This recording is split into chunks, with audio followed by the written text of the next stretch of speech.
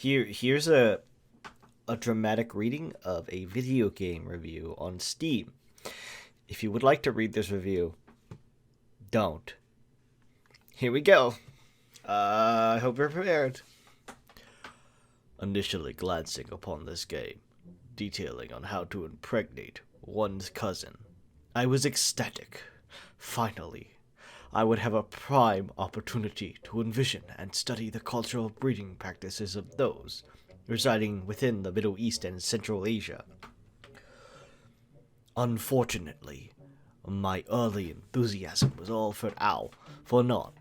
As my repulsion inevitably grew, I became polarized, toying with fanciful ideas that would make historical greats such as Vlad the Impaler and King Henry VIII wither away in a mixture of awe and fear. To summarize, after engaging within this game, albeit for 20 minutes, I've been ardent supporter of executing the Japanese, Koreans, or whichever foul hag raven court concocted and mass-produced this fetid abomination. After my eyes glazed over and my hand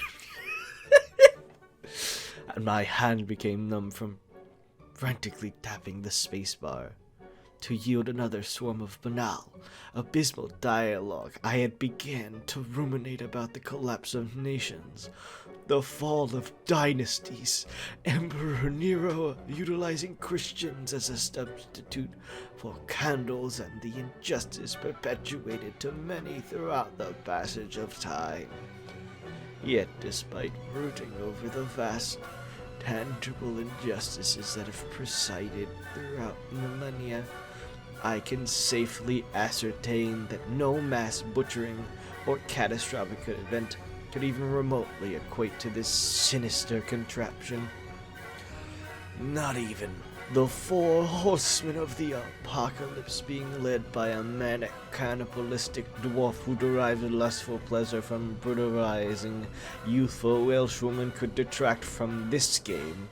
Why, the mere idea of children being forcefully drowned en masse would appear benign in comparison to this decrepit cousin breeding simulator. The married cousin's need for seed regales a traditional tale, one popularly serenaded to youth in areas with high rates of incestuous relations such as London, Malmo, India, or Iran.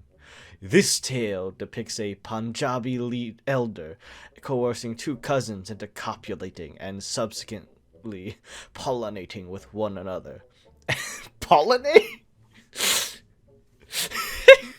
As dutifully outlined by the developers, who wish to maintain the utter historical accuracy to this archaic tale.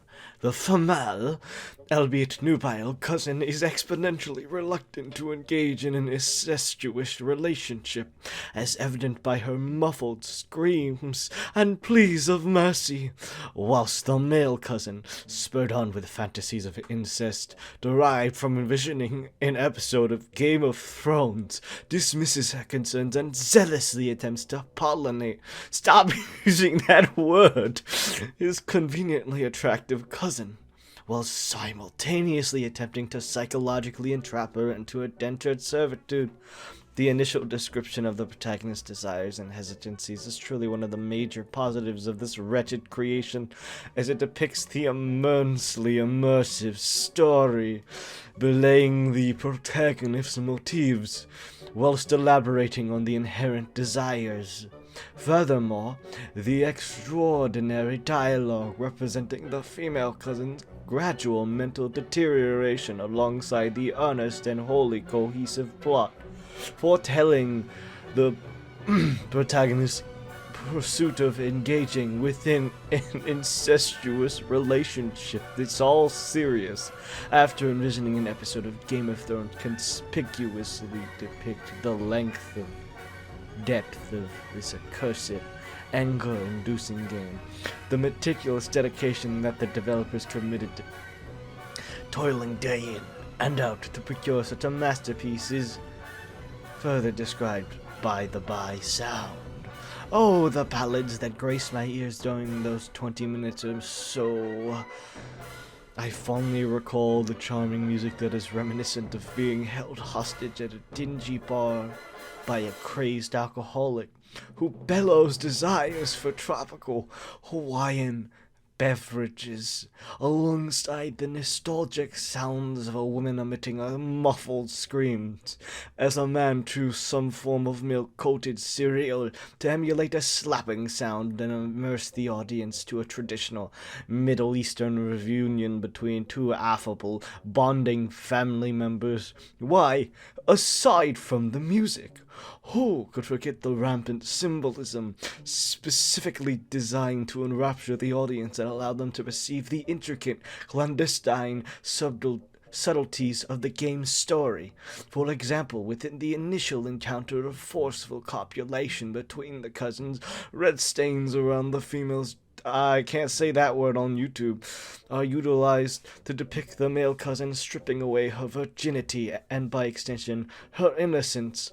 Fortunately for sadists and unhinged fiends out there who loiter amongst isolated forums demanding scantily clad images of Pokemon and their traders, this scene will evoke a sense of jubilance and inexpectable exuberance. For the rest, may I suggest abandoning this game. Lastly, another significant aspect of the game that I wish to broach upon is the character development of the female protagonist. While the male protagonist retains a sadistic streak and there's the personality... Oh, fuck. I lost all of my brain cells, where it retains this sadistic streak and bears the personality of a recently escaped patient of a psychiatric ward. The female's personality frequently alters. Initially, the female protagonist incessantly protests to engaging in incestuous intercourse, with her reluctance being further encapsulated by her repulsion to her cousin's twisted deviancy. However, as the story enveloped, she gradually yields her autonomy, both literally and metaphorically, with her earlier inhibitions being propelled onto the wind. Ultimately, the nubile woman, after a prolonged exposure to psychological torment, becomes blatantly coerced into forfeiting her autonomy and legally becomes polymorphed into an unwilling thrall for her sexual deviant of a cousin. Through extensively analyzing the female protagonist, I can confidently proclaim that My Married Cousin's Need for Speed is a game reflecting an individual's ability to adapt to unique situations, with the game reviewing the entity's stress threshold until they teeter alongside the edge of insanity and capitulation.